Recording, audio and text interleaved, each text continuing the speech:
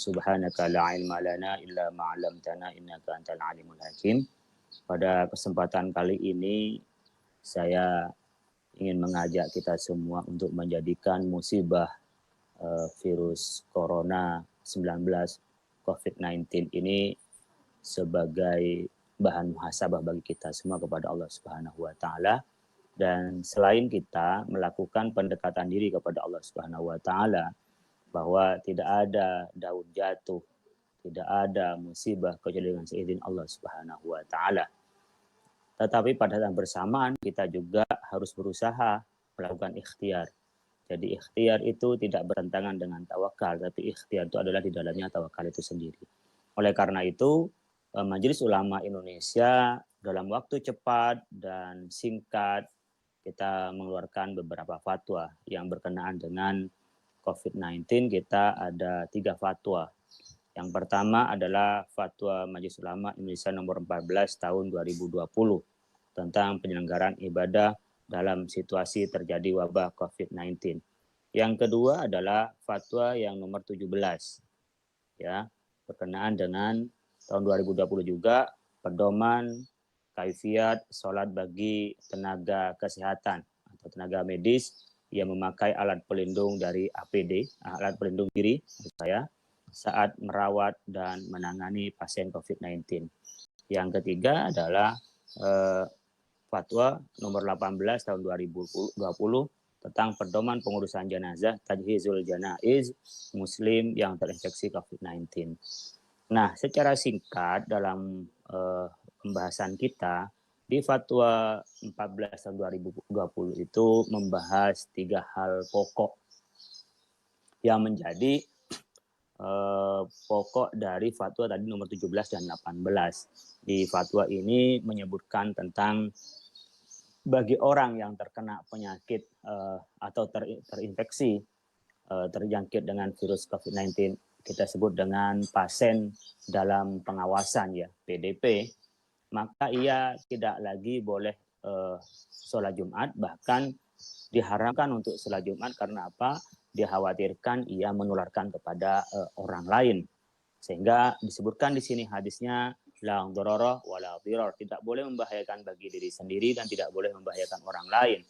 Tidak boleh membahayakan orang lain karena kita dengki, atau bahayakan orang lain karena kita memang membalas dari orang lain yang berbuat bahaya kepada kita. Ad-dhararu yuzal, itu dalil yang kita gunakan untuk menyatakan bahwa orang yang sudah PDP, ya, pasien dalam pengawasan, hukumnya tidak wajib Jumat, bahkan haram hukumnya berjumatan ketika ghalabatul dzan, dugaan kuat menularkan kepada yang lain. Ini yang disebut dalam ilmu usul fikih namanya saddan lidzari'ah, menolak, artinya melakukan preventif guna menolak terhadap bahaya yang akan disebarkan. Karena melalui keterangan medis dan terbukti fakta di lapangan, beberapa orang yang terjangkit itu karena bersama. Oleh karena itu kita melarangnya untuk sholat Jumat. Yang kedua, untuk sholat Jumat dan berjamaah, yang disamakan dengan hal itu, kalau sholat saja mendekatkan diri kepada Allah dilarang, apalagi yang sifatnya yang seremonial, apalagi yang sunnah seperti tahlilan, seperti mantenan, itu kan yang sunnah. Walimah itu kan sunnah, bukan wajib. Oleh karena itu kalau yang wajib aja Jumatan boleh ditinggal, bahkan haram dilakukan kalau itu membahayakan orang lain, apalagi yang sunnah. Nah, poin yang kedua, karena kita memang wajib memelihara hifdzun nafsi, memelihara jiwa, adalah orang yang dalam kondisi sehat. Pada saat kondisi sehat ini, kita di tempat yang merah atau red zone, area zona yang merah, yang di situ melalui dugaan kuat dari sumber yang dipercaya. Siapa tuh sumber yang berwenang dan dipercaya? Yang dipercaya adalah medis. Yang berwenang siapa? Pemerintah. Maka di tempat yang oleh pemerintah dan oleh medis dinyatakan adalah area merah, tempat penyebaran virus COVID-19, maka di sana boleh tidak Jumatan. Hukumnya itu boleh. Ingat, fatwa itu nggak bisa kita melakukan eksekusi. Fatwa itu adalah opini, keagamaan yang dikeluarkan oleh ulama. Nah, yang bisa mengikat siapa? Yang bisa mengikat adalah pemerintah. Pemerintahlah yang dapat mengikat itu. Sehingga pemerintah seperti di DKI Jakarta itu melarang adanya Jumatan, berhak dia. Dan saya berharap ketika melarang tidak hanya himbauan, tapi dijaga karena punya aparat. Beda dengan ulama. Ulama pada wilayah nilai ketentuan hukum, sementara yang bisa memaksa dan bisa mengeksekusi adalah pemerintah. Bahkan pemerintah itu kekuatannya di dalam penegakan hukum itu bisa menghukum mati, itu kan pemerintah.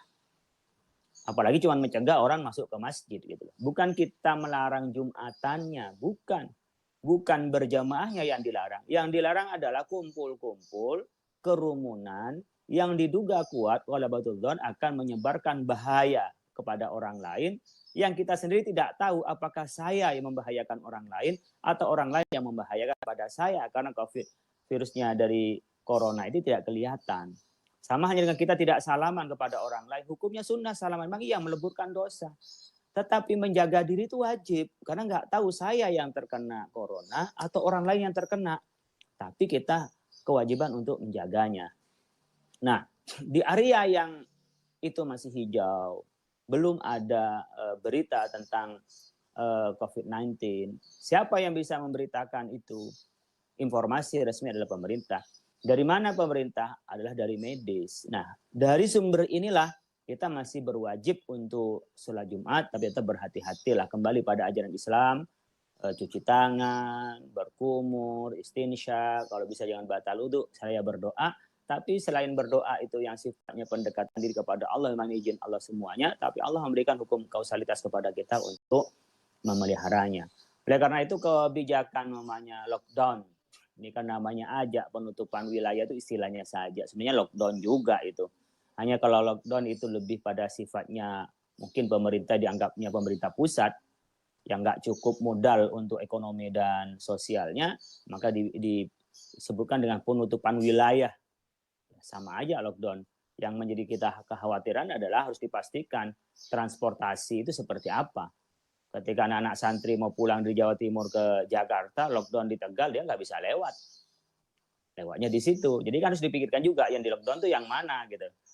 Apakah orang nggak boleh keluar umpamanya di tol di situ atau seperti apa. Ini juga perlu dipertimbangkan. Di dalam Islam lockdown itu juga dibenarkan, social distancing atau physical distancing juga dibenarkan. Contohnya ketika Sayyidina Umar bin Khattab ingin memasuki di Damaskus, ke Damaskus, Syam, sekarang disebutnya dengan Syria. Ketika Sayyidina Umar bin Khattab diberi informasi oleh masyarakat, di antaranya adalah Abu Ubaidah bin Al-Jarrah pada saat itu. Sayyidina Umar mengumpulkan kaum sahabat Muhajirin, sahabat Ansor, bercerita, berdiskusi tentang bagaimana terjadi wabah at-ta'un, amwas yang terjadi di Syam itu. Sayyidina Umar akhirnya memutuskan untuk tidak masuk ke Asyam.